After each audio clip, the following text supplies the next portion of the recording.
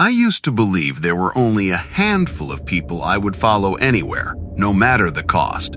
Back then, I didn't realize how literally that belief would be tested. The morning we departed the California coast is etched into my memory with unnatural clarity. A pale gray mist drifted over the harbor, thick enough to blur the skyline, but not enough to hide the faces on the pier. Families stood bundled in jackets, waving too enthusiastically, as if movement alone could keep us tethered to shore.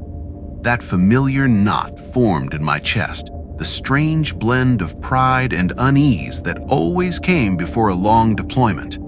My wife, Sarah, stood closest to the edge.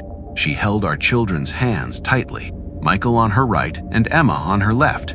Michael was old enough to understand that I was leaving, but too young to grasp why.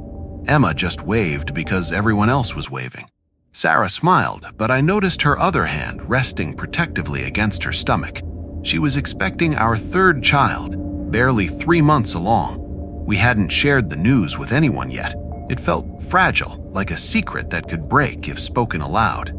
As the ship eased away from the dock, the figures on shore shrank into indistinct shapes. I told myself I would return. I needed to. There was a child I hadn't met yet, a life that depended on me making it back. The mission briefing had been dull by design. 8 weeks at sea, open waters, standard patrol routes, a visible presence, nothing more. Tensions between superpowers simmered but weren't boiling. We were assured our assignment was low risk, an easy rotation for a vessel fresh from refit. Most of us believed it. We wanted to believe it. The first days passed uneventfully. Time blurred into routine. Watches rotated, drills were conducted, reports were filed. Conversations repeated themselves. The same jokes, the same complaints, the same stale coffee. Each morning began with the sharp cry of the boatswain's call, slicing through half-formed dreams. The ship smelled of metal, oil, and recycled air, an odor you never truly get used to, only tolerate. Then came the anomaly. It started as a faint irregularity during a routine systems check, a reading slightly out of range.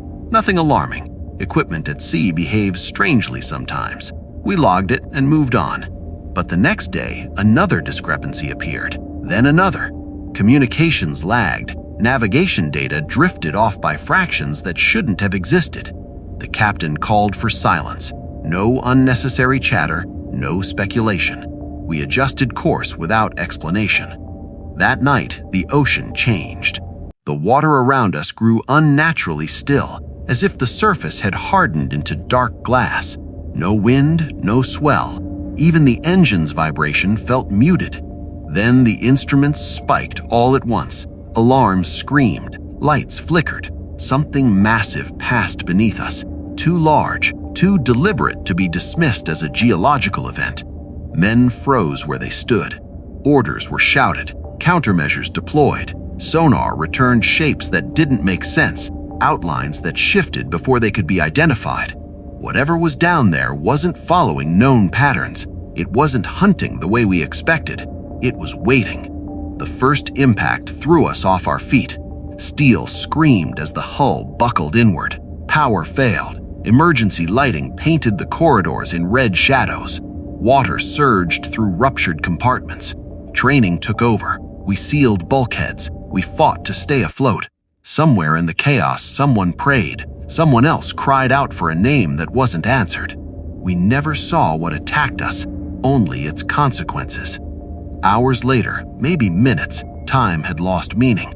The ocean released us. What remained of the ship drifted, broken but buoyant. Rescue arrived at dawn, drawn by a distress signal that shouldn't have transmitted.